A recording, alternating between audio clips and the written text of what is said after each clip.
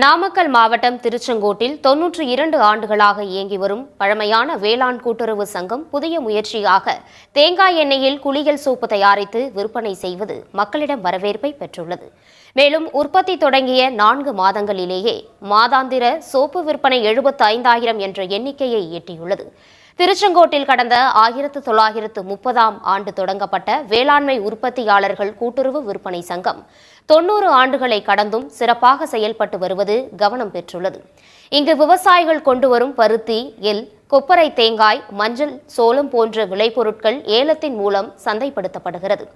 இவைகளில் புதிய முயற்சியாக குளியல் சோப்புகளை தயாரித்து விற்பனை செய்து வருகின்றனர். 6 வகையான சோப்புகளை இயந்திரங்கள் ஏதுமின்றி கைகளாலேயே தயாரிப்பது கூடுதல் சிறப்பு.